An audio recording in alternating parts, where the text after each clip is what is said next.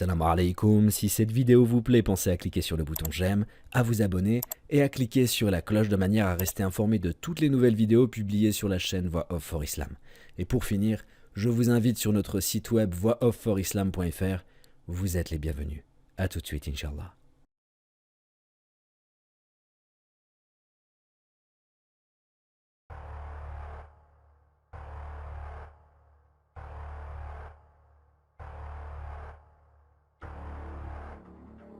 J'ai observé le monde et j'y ai vu des personnes complètement déjantées.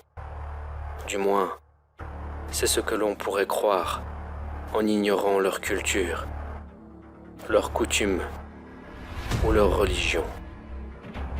Ils rendent un culte de tout leur cœur en se peignant le corps et le visage, en portant des costumes ridicules. Ils chantent, ils dansent, ils font même des sacrifices. Ils se font faire ces énormes temples pour adorer leurs idoles. Comme si l'apogée de leur existence était résumée dans cet ultime scénario. Vous ne voyez pas de quoi je parle? Attendez, je recommence. J'ai observé le monde et j'y ai vu des personnes complètement déjantées. Du moins, c'est ce que l'on pourrait croire en ignorant leur culture, leurs coutumes ou leur religion. Ils rendent un culte de tout leur cœur en se peignant le corps et le visage, en portant des costumes ridicules. Ils chantent, ils dansent, ils font même des sacrifices. Ils se font faire ces énormes temples pour adorer leurs idoles. Comme si l'apogée de leur existence était résumée dans cet ultime scénario. Vous ne voyez pas de quoi je parle? Attendez, je recommence. J'ai observé le monde et j'y ai vu des personnes complètement déjantées. Du moins, c'est ce que l'on pourrait croire en ignorant leur culture, leurs coutumes ou leur religion. Ils rendent un culte de tout leur cœur en se peignant le corps et le visage, en portant des costumes ridicules. Ils chantent, ils dansent, ils font même des sacrifices. Ils se font faire ces énormes temples pour adorer leurs idoles. Comme si l'apogée de leur existence était résumée dans cet ultime scénario. Vous ne voyez pas de quoi je parle? Attendez, je recommence. J'ai observé le monde et j'y ai vu des personnes complètement déjantées. Du moins, c'est ce que l'on pourrait croire en ignorant leur culture, leurs coutumes ou leur religion.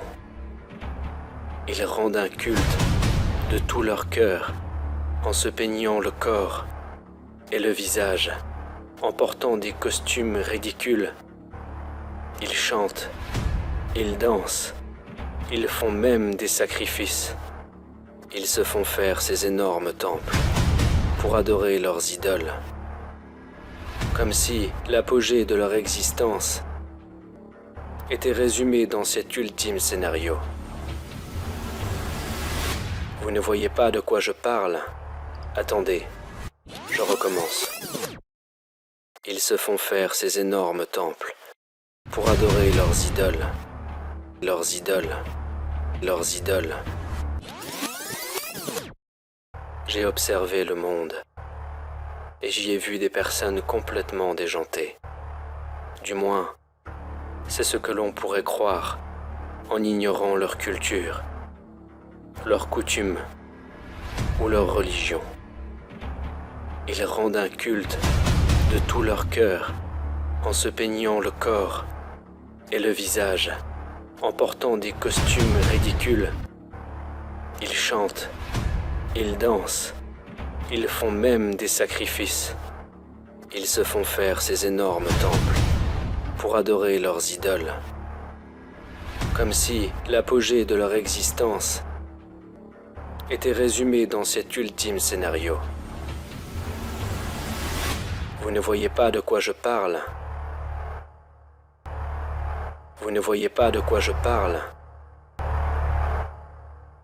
Vous ne voyez pas de quoi je parle. Vous ne voyez pas de quoi je parle.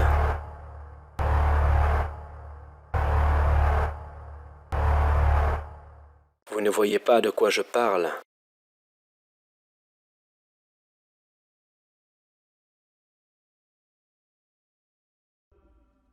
Au nom d'Allah, le tout miséricordieux, le très miséricordieux. Chers frères et sœurs, que la paix d'Allah, sa miséricorde et ses bénédictions soient avec vous, et soyez les bienvenus dans ce nouvel épisode de l'émission « Les histoires des prophètes ». Cela fait maintenant 3 épisodes que nous parlons du prophète Moussa, alayhi salam, et nous allons continuer aujourd'hui dans ce qui va être la dernière partie de cette histoire. Et dans l'épisode précédent, nous avons évoqué comment Allah le Très-Haut a sauvé Moussa, ainsi que les fils d'Israël de Pharaon et de ses soldats, et comment Allah le Très-Haut a noyé Pharaon et ses soldats dans la mer. Et les fils d'Israël ont été témoins de cela. Et dès qu'ils avaient dépassé la mer, ils passèrent devant un peuple qui adorait une idole qui avait une forme de veau. Et ils s'adressèrent à Moussa en disant « Désigne-nous une divinité semblable à leur Dieu. Allah est grand, Allah vous a sauvés, et maintenant, vous voulez un autre Dieu ?» Il dit « Vous êtes certes des gens ignorants. Quelle est cette ignorance dans laquelle vous vous trouvez ?» Moussa partit. Il partit alors même qu'il était dans une traversée du mont Sinaï avec les fils d'Israël. Il partit pour un rendez-vous avec son Seigneur le Très-Haut, pour parler à Allah le Très-Haut. C'est un rendez-vous entre lui et Allah. Et il a fait succéder aux fils d'Israël son frère, Aaron. Et Moussa avait jeûné un mois tout entier. Certains disent qu'il s'agit du mois de Zulqaïda. Il a jeûné avant de rencontrer son Seigneur. Et Allah lui a demandé de compléter en lui disant de jeûner 10 jours supplémentaires. Et il partit le voir le 10e jour de Zulhijjah. Il est parti pour parler à Allah le Très-Haut. Il est parti sur ce mont et Allah lui donna des tablettes où Moussa devait écrire la Torah. Et il discuta avec Allah. Et Allah lui donna des recommandations, des sagesses, des leçons. Et après qu'Allah le Très-Haut ait parlé, Moussa avait envie de voir son Seigneur. À chaque fois qu'il entendait sa voix, il avait envie de le voir. Moussa a dit « Oh mon Seigneur, montre-toi à moi pour que je te voie. Je veux te voir, oh Seigneur. » Allah exalté soit-il lui dit « Oh Moussa, personne ne me verra dans ce monde, mais les gens de la foi au paradis me verront. Oh mon Seigneur, j'ai envie de te voir. Oh Moussa, regarde ce mont. » Il y avait une grande montagne près de Moussa. Je vais me manifester à ce mont. S'il tient en sa place quand il m'aura vu, alors tu me verras. Et Allah, exalté soit-il, s'est manifesté à la montagne. Et la montagne se pulvérisa.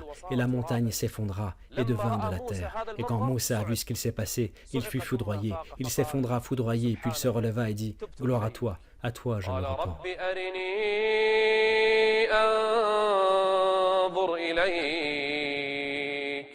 قال لن تراني ولكن انظر إلى الجبل فإن استقر مكانه فسوف تراني.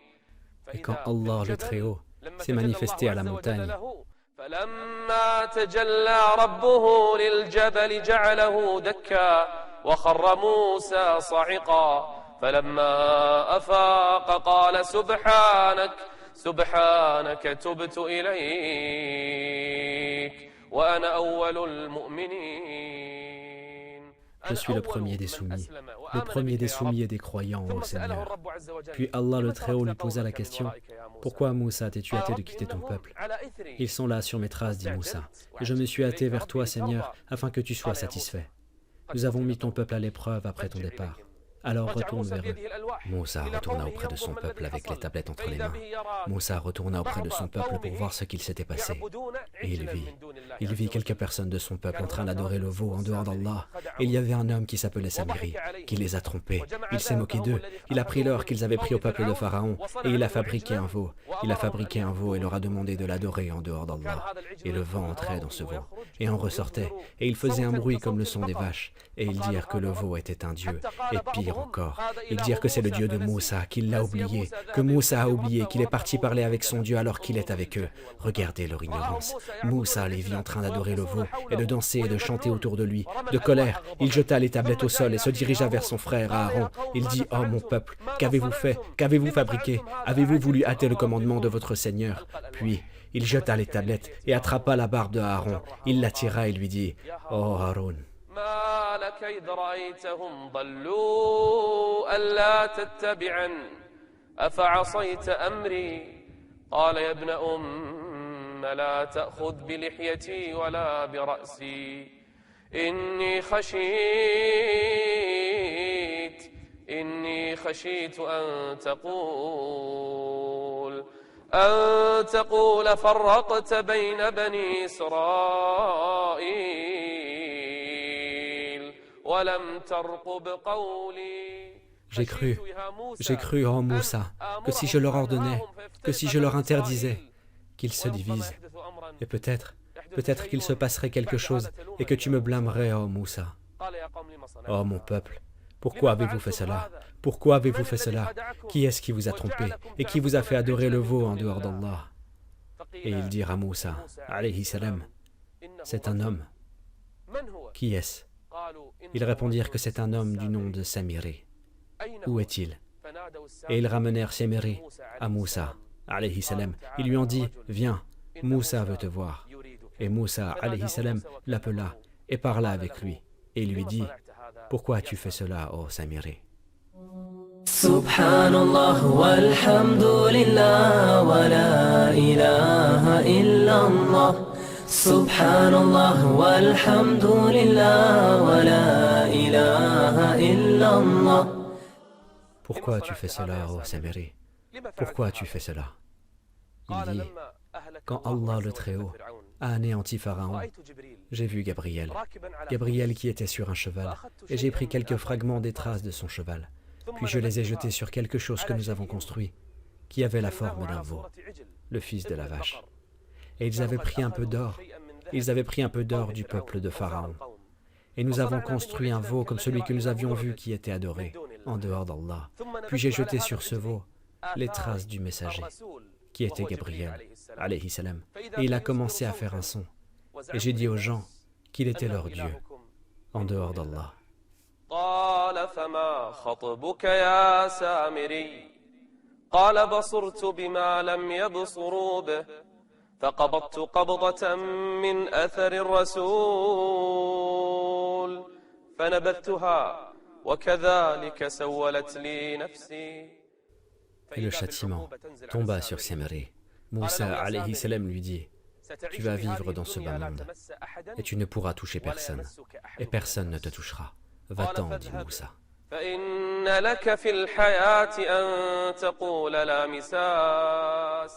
Mais ton véritable rendez-vous pour ton châtiment, ô Samiré, sera auprès d'Allah. Et ce veau qui a été adoré en dehors d'Allah, maintenant, nous allons le brûler, puis nous disperserons ses cendres dans l'eau, pour que tu puisses voir les traces de ta création, ô Samiré.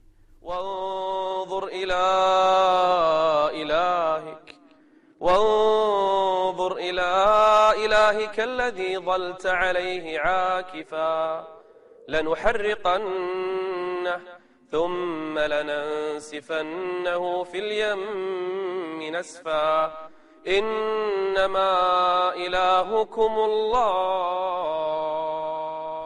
Votre Seigneur, celui que vous devez adorer, c'est Allah, le Très-Haut. Samiré fut chassé. Il lui fut interdit d'être touché ou de toucher qui que ce soit. Puis Moussa, alayhi salam, reprit les tablettes. Il reprit les tablettes qu'il avait jetées au sol. Puis il dit aux fils d'Israël, la punition de celui qui a adoré le veau est qu'il soit tué. Il doit être égorgé. Les fils d'Israël doivent s'entretuer. Ils doivent s'entretuer. Et ceux qui avaient adoré le veau étaient des milliers. Moussa, alayhi salam, leur dit, oh mon peuple, Allah le Très-Haut vous demande de vous repentir, et vous repentir, c'est la mort.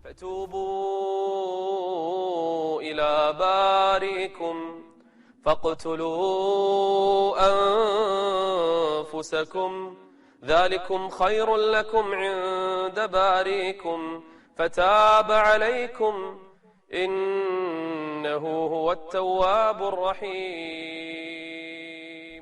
Et le soleil commença à se lever, et dans les mains de ceux qui n'avaient pas adoré le veau, des épées. Et ils commencèrent à tuer des milliers de gens en une seule journée, ceux qui avaient adoré le veau.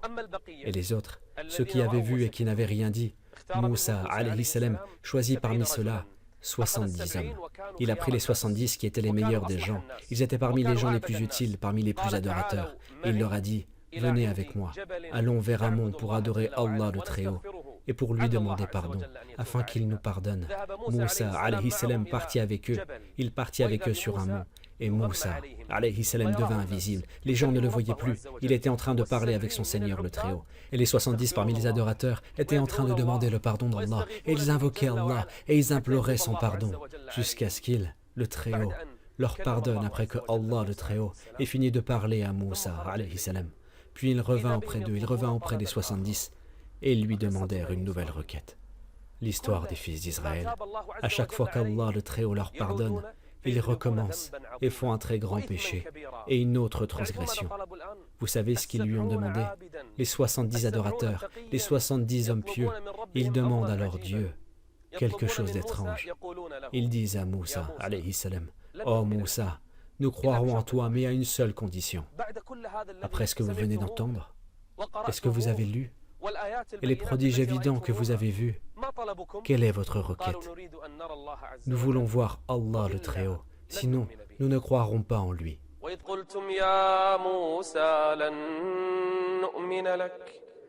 لن نؤمن لك حتى نرى الله جهرة فأخذتكم الصاعقة وأنتم تنظرون. Et les 70 hommes furent saisis par un tremblement de terre et de la foudre, et ils furent tous anéantis. Les 70 hommes furent anéantis, et Moussa, alayhi salam, demanda à Allah de les ressusciter une nouvelle fois. بعثناكم من بعد موتكم لعلكم تشكرون. Ainsi sont les fils d'Israël, d'un prodige à un autre, d'un miracle à un autre, d'un signe évident, puis il m'écroit une nouvelle fois. Combien a souffert Moussa, alayhi salam, avec les fils d'Israël. Moussa, alayhi salam, repartit avec les 70 hommes une nouvelle fois auprès des fils d'Israël, avec les prodiges avec lesquels continue Moussa, alayhi salam, au sein de son peuple, les fils d'Israël.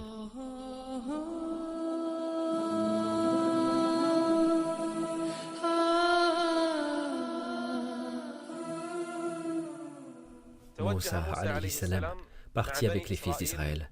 Il partit avec les fils d'Israël en passant par le désert de Sinaï et en direction de Beit el-Maqdis, en direction de la terre sainte, en direction de la terre bénite. Et quand il arriva à Beit el-Maqdis avec les fils d'Israël, il leur dit « Entrez en cette terre bénite, entrez en cette terre sainte qu'Allah a décrétée pour vous et aux gens de la foi et aux gens de l'unicité. » Et comment les fils d'Israël ont répondu à Moussa alors qu'ils sont près de Beit el-Maqdis?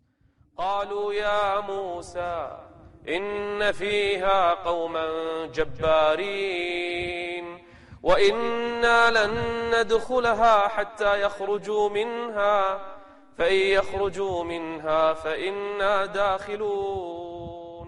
Et c'est à ce moment-là que Josué ibn Nun a pris la parole, et le croyant de la famille de Pharaon, ils rappelèrent à leur peuple Allah le Très-Haut, ils leur rappelèrent la crainte d'Allah, ils leur rappelèrent l'obéissance, mais les enfants d'Israël répondirent impudemment à Moussa. قالوا يا موسى إنا لن ندخلها أبدا ما داموا فيها فاذهب أنت وربك فقاتلا. Un manque de respect envers Moussa. فاذهب أنت وربك فقاتلا إنا هاهنا قاعدون.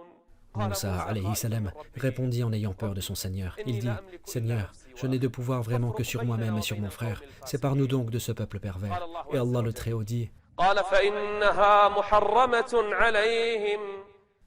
leur a interdit Beit el-Maqdis pendant une période de 40 ans, alors qu'il y ait une nouvelle génération. Ils vont errer dans le désert de Sinaï sans savoir comment en sortir.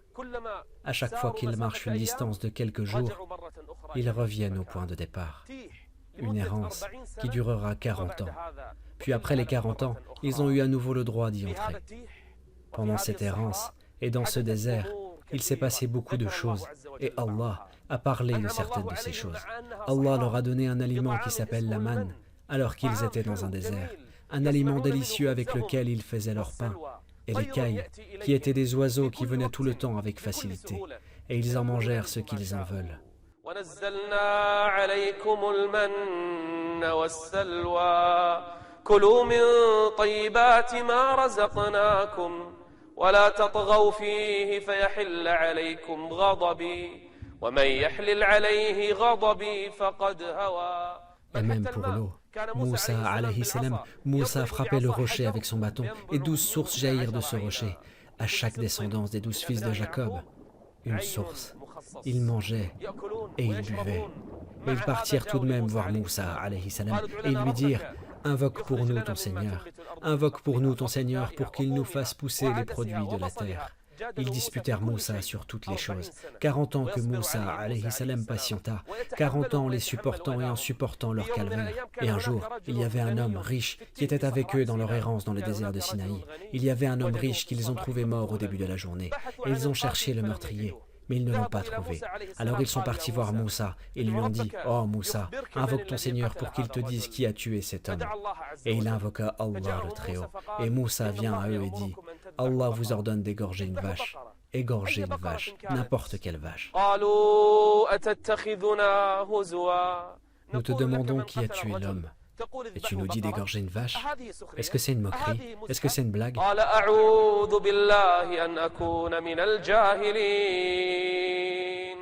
Puis, quand ils ont été convaincus, ils dirent: demande pour nous à ton Seigneur qu'il nous précise ce qu'elle doit être. Égorger n'importe quelle vache. Mais ils veulent discuter et ils sont entêtés et ils ont des questions sans motif. Certes, Allah dit que c'est bien une vache, ni vieille ni vierge, d'un âge moyen, entre les deux. Faites donc ce qu'on vous commande.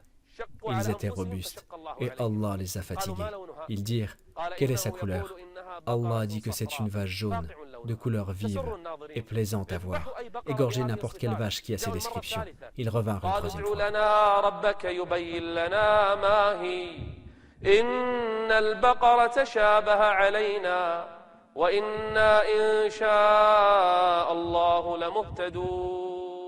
Les vaches ne se sont pas confondues, mais c'est l'obstination, c'est l'orgueil. Allah dit que c'est bien une vache qui n'a pas été asservie à labourer la terre ni à arroser le champ, indemne d'infirmité dont la couleur est unie. Ils dirent: te voilà enfin, tu nous as apporté la vérité. Et ils la trouvèrent chez un orphelin. Il leur demanda le prix de son poids en or et ils lui donnèrent. Et ils égorgèrent la vache. Il dit: prenez un peu de ses os et frappez le cadavre de cet homme. Et ils frappèrent le mort et il se réveilla. Et il montra son meurtrier qui était le fils de son frère. Ainsi Allah ressuscite les morts. Beaucoup d'événements se sont passés pendant cette errance, pendant ces 40 ans, jusqu'à ce que la mort de Moussa, alayhi salam, s'est approchée. Son frère Aaron était mort avant lui, puis sa fin s'est approchée, et il invoqua Allah le Très-Haut de le faire mourir près de Bayt al-Maqdis. Et effectivement, Allah lui ôta la vie à cause d'un jet de pierre de Bayt al-Maqdis, et il fut enterré là-bas. Et même que notre prophète, alayhi salatu wassalam, a dit, il a dit: si je le voulais, je vous aurais montré son endroit, sa tombe, à côté du chemin, près de la dune rouge, dans un désert rouge. Vers la dune rouge, c'est là qu'a été enterré Moussa, alayhi salam. C'est là qu'a été enterré Moussa. Et l'histoire d'un prophète vient d'être accomplie. Dans cette errance, il est arrivé quelque chose à Moussa, alayhi salam, avec un homme qui s'appelle El-Khadr. Nous parlerons, incha'Allah, dans les prochains épisodes de El-Khadr. Moussa alayhi salam mourut et il fut enterré chez les fils d'Israël avant même que l'errance ne soit finie. Subhanallah walhamdulillah wa la ilaha illallah. Subhanallah walhamdulillah wa la ilaha illallah. Après la mort du prophète d'Allah, Moussa alayhi salam, Allah envoya aux fils d'Israël des prophètes et des messagers. Certains les ont comptés par milliers. Il n'est pas une nation qui n'ait déjà eu un avertisseur. Et Allah le Très-Haut a fait auprès des fils d'Israël des prodiges et des faits étranges et extraordinaires. Parmi ces faits est qu'un village des fils d'Israël, un village peuplé par des milliers d'habitants, Allah fit descendre sur eux le fléau de la peste. Ce fléau s'abattit sur eux et il a commencé à les faire tomber les uns après les autres. Et beaucoup ont fui ce village. Certains ont déterminé leur nombre à 8000 personnes et d'autres ont dit qu'ils ont atteint les 30 000 personnes. Ils se sont échappés de ce village pour survivre à cette peste. Et le prophète alayhi salatu wassalam a dit « Si vous entendez qu'il y a la peste dans un pays, alors ne le fuyez pas. » Des milliers de gens ont pris la fuite et ils arrivèrent dans une grande vallée. Et l'ange de la mort les appela et il leur a dit à tous « Mourez » et ils tombèrent tous morts. Allah le Très-Haut ne laissa aucun homme, ni aucune femme, ni aucun enfant, aucun adulte. Ils étaient tous morts et ils restèrent de longues années dans cet état. Personne ne s'approchait de cette vallée. Des milliers de gens et il n'en resta que des os. Des milliers de gens et seuls les lions et les animaux s'approchaient de cette vallée, alors que les humains ont peur de s'approcher de cette vallée. Et Allah le Très-Haut leur envoya un prophète à cette époque qui se nomme Hasqil. Ce prophète est parti dans cette vallée et il regarda les morts, il regarda les os et Allah le Très-Haut dit à ce prophète, il dit « Aimerais-tu les voir vivants? Aimerais-tu les voir revenir une nouvelle fois ?» Il dit « Oui, mon Seigneur, j'aimerais cela. » Alors appelle-les, ô Hasqil. Et il appela les os. Il dit « Oh les os, oh les os !» pour que chaque os reprenne sa chair. Et les os se mirent à se rassembler, et la chair commençait à envelopper les os, et les diarthroses, et les nerfs, et la peau, tout le corps s'était complété. Puis, le prophète d'Allah, Hasqil, les appela une nouvelle fois. Il dit « Oh les corps, levez-vous !» Et ils se levèrent comme un seul homme. Ils se levèrent comme un seul homme, chacun d'eux glorifiait Allah, louait Allah, remerciait Allah. Ils croyaient que c'était l'heure du jugement. ألم تر إلى الذين خرجوا من ديارهم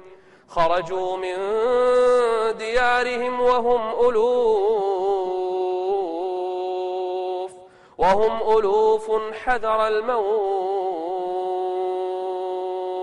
فقال لهم الله موتوا. Ils étaient en train de fuir la mort, et la mort les a rencontrés. Gloire à Dieu. Allah le Très-Haut dit que si tu fuis cette mort, alors elle te rencontrera. Des milliers de gens fuient ce village, en fuyant une maladie, sans savoir qu'ils ont un rendez-vous avec la mort. ألم تر إلى الذين خرجوا من ديارهم وهم ألوف حذر الموت فقال لهم الله موتوا ثم أحياهم إن الله لذو فضل على الناس إن الله لذو فضل على الناس ولكن أكثر الناس لا يشكرون. Allah le Très-Haut nous prouve qu'il fait des faveurs aux gens.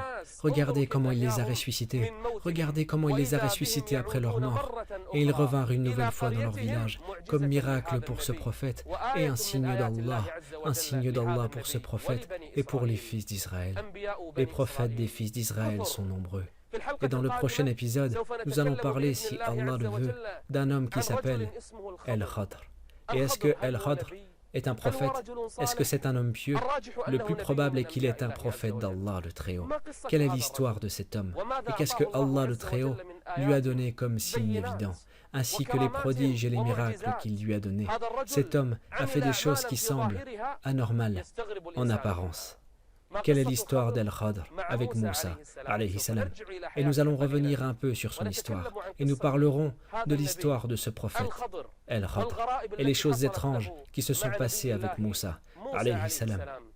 Et si nous la lisons dans le Coran, c'est qu'il y a un exemple à suivre, ainsi que de la sagesse. Soyez avec nous dans le prochain épisode. En attendant, je vous laisse à Allah le Très-Haut et que la paix et la miséricorde d'Allah soient avec vous.